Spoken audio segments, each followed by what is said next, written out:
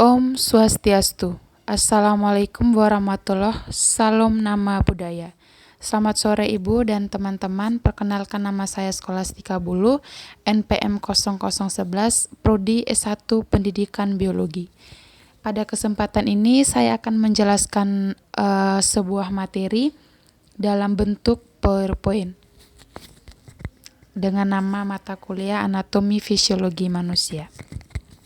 Mari kita masuk pembahasan yang pertama, yaitu sistem saraf. Nah, sistem saraf itu adalah pusat kontrol tubuh, pengaturan, dan jaringan komunikasi. Dia mengarahkan fungsi organ dan sistem tubuh. Pusat dari semua aktivitas mental meliputi pemikiran, pembelajaran, dan materi. Sistem saraf bersama dengan sistem endokrin dalam mengatur dan mempertahankan homeostatis atau lingkungan internal tubuh kita dengan mengontrol kelenjar endokrin utama atau hipofisis melalui hipotalamus otak.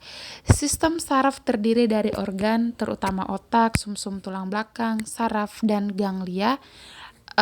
Pada gilirannya terdiri dari beberapa jaringan termasuk saraf, darah, dan jaringan ikat yang secara bersamaan melaksanakan kegiatan yang kompleks dari sistem saraf.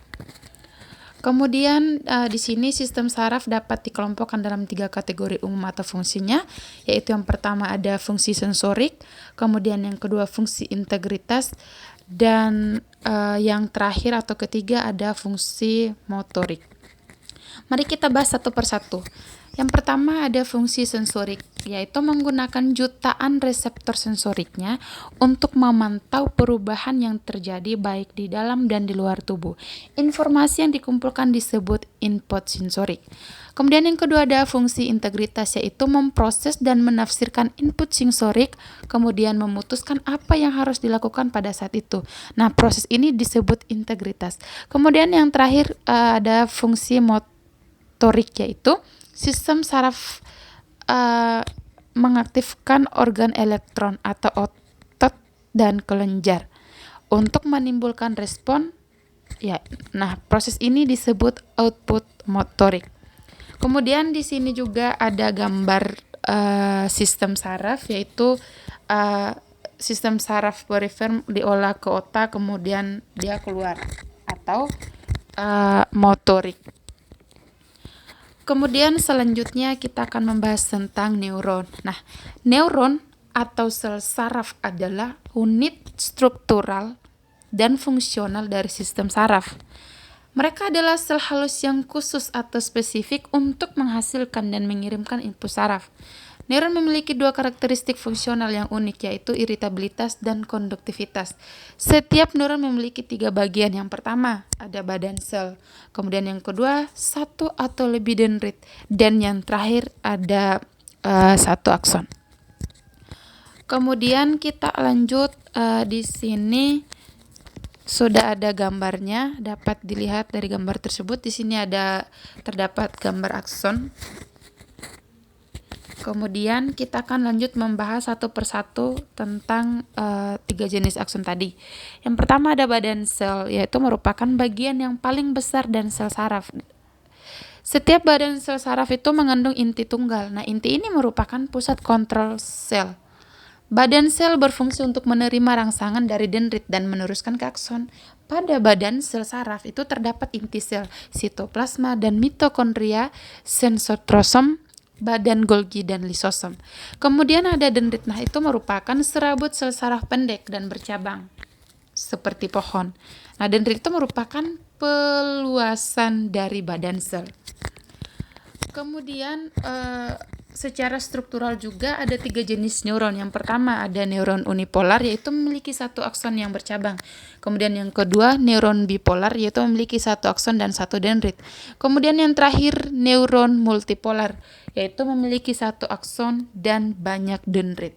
Jelas di sini perbedaannya. Kemudian kita lanjut 3 jenis fungsional neuron, yaitu neuron aferen. Fungsinya menyampaikan informasi ke sistem saraf pusat dan reseptor di ujung perifernya. Kemudian yang kedua neuron eferen, yaitu fungsinya menyampaikan informasi dari sistem pusat perifer ke sel efektor utamanya, sel otot, kelenjar, dan sel lainnya. Kemudian yang terakhir interneuron, yaitu berfungsi sebagai integrator dan pengubah sinyal. Kemudian kita lanjutkan ke pembahasan akson. Nah, akson adalah serabut sel saraf panjang yang merupakan penjuluran sitoplasma badan sel.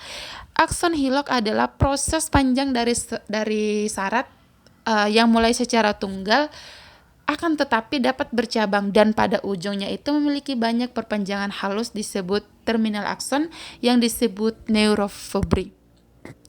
Pada luar akson terdapat lapisan lemak yang disebut mielin yang merupakan kumpulan sel sekawan yang menempel pada akson. Fungsi mielin sendiri adalah melindungi akson dan memberikan nutrisi. Kemudian sel neuroglia. 4 jenis neuroglia lainnya ada di sistem saraf pusat di mana jumlahnya bahkan lebih banyak dari neuron. Sel-sel neuroglia didistribusikan dalam sistem saraf pusat serta sistem saraf perifer. Sel-sel neuroglia diklasifikasikan lagi menjadi 2 jenis, yaitu sel neuroglia sentral dan neuroglia tepi atau perifer. Kemudian di sini merupakan gambar sel glia dari sistem saraf, dapat dilihat pada gambar tersebut. Kita lanjut pada astrosit. Nah, itu merupakan sel berbentuk bintang yang membungkus sel-sel saraf untuk membentuk jaringan pendukung di otak dan di sumsum tulang belakang.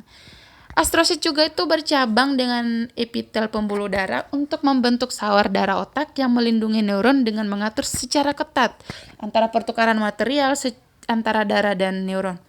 Kemudian oligodendroglia terlihat seperti astrosit kecil dengan membentuk baris semi kaku seperti jaringan ikat antara neuron di otak dan di sumsum tulang belakang.